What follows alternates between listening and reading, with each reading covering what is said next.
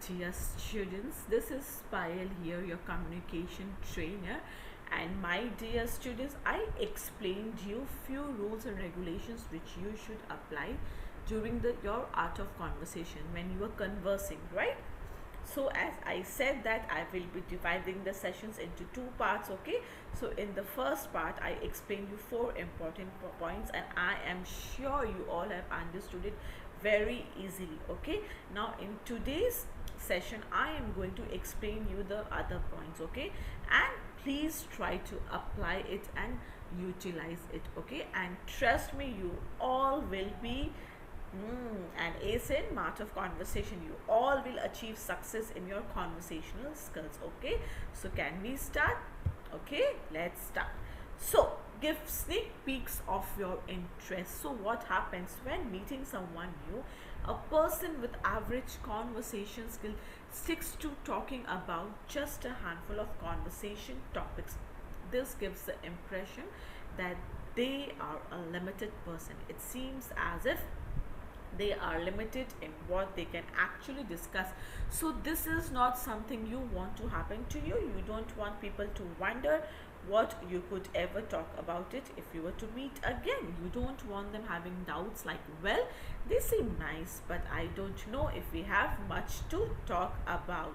So this often happens even to people who are genuinely interested and they can discuss a variety of topics, but the first impression they give of only talking about a handful of things makes them seem limited and even boring. So to avoid this, make sure you go over as many of the topics you love as you can. All topics are related to one another, and you need to just find the opportunities to give a wide image of all the things you are particularly interested in. So it gives a wide image of who you are, and people assume that there is so much they can talk about with you. So for example, you can show some culture, intelligence, professionalism, physical activity or sports, and any intellectual interest you have on this site, and mention some of your travels also. So if you go over topics like that when meeting someone new, they quickly realize all the things they can discuss with you. This makes them more likely to want to have more conversations with you. Okay, so just have a sneaky peek of your interest. Give them a good peek of your interest. Okay, what might then win their attention? So this is one of the most important point of your art of conversation. Now let me take you to the next point. Okay, develop your comedic timing in conversation. So part of the art of conversation is to able to diffuse the tension and make things less serious and connect with other people. So what happens, great conversationalists know how to do that. Okay, and they are not necessarily laugh out loud funny, but they have a basic level of skill and can make you laugh a little. So this is more important than people assume. So a good sense of humor that you can use when you need it shows that you have been around. It shows that you have had many interesting and fun conversations and have good social skills. So it quickly puts you in a category of people who can have a great time with others. So you need to be supremely funny. You just need the basics. So humor is essentially about timing and the effect of surprise. So you can read about humor if you like, but I have just found the best way to develop your comedic timing is to learn from your favorite comedians directly. Learn from your comedians. Okay, try to pick out the important points which they are trying to narrate, and as you enjoy the humor, ask yourself why your favorite comedian is funny. What was so funny about a particular line or joke? Try and find how you were expecting the story to go one way but it went another way, and notice the timing of the punchline. You don't have to consider yourself a funny person to be able to this. You don't even have to analyze comedy that much either. Okay, so what you need to do, just few things you need to grab from the comedian. Okay, So pick out the basic points, okay? Laugh, okay? And just notice the habit of things that they are trying to make you laugh, or they are trying to be funny, farcical, and try to find the structure or language and how they are making people laugh. And soon enough, trust me, you all will start picking up some of the humor instinct yourself, and you can directly use it in your conversation, okay? And let's go to the next part, which is the art of conversation can be rehearsed, okay? The last point of mastering the art of conversation.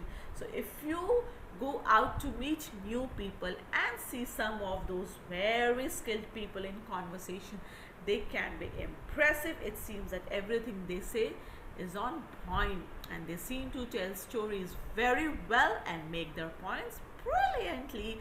And what you might not know is that most of those things you hear them say, they have already said them to others before. So they have had a few tries at them and now can say them almost perfectly. So in other words, they get to rehearse all those stories, expressions and arguments. So you might want to take a page from their book here, and if you would like to master this art of conversation, realize that it's okay to be prepared and even rehearse. So try and rehearse telling your favorite stories and expressing your favorite ideas and opinions. So have fun with it. Okay, so my dear, even better, when you stumble upon a new idea or story, quickly imagine how you can tell it to others. Rehearse in your mind how you can say it in a way that will allow others to enjoy it as much as you do. And what you have to realize is that your brain organizes idea in a way that is different from the way you should express those ideas clearly. In a way, you need to translate from the idea in your mind to the idea well said and shared. So for example, the next time you all students hear a great idea from a podcast or a documentary, imagine yourself telling others. Even if you do this just for fun, it will go a long way to prepare you to express your ideas very effectively. So these were the points on how you can be great in the art of conversations, and essentials, just keep this in mind, okay, which I will explain in small points, which is just make your body language more positive. Don't be over descriptive and over enthusiastic. Keep thinking in English, it's spontaneous. Don't think in any other language and try to translate that into English. And don't always be under impression that people are judging you. And believe in yourself and be comfortable. So my dear kids, always be confident, okay? Believe in yourself. Always assume that you can go far, okay? You can achieve tremendous results. Just remember the points which we try to teach you all students, okay? So I would like to wish all my students all the best. Believe in yourself, okay? And definitely you all will achieve the success of ladder, okay? So till then, this is your trainer Payal signing off. Take care of your health. Bye bye. Thank you so much.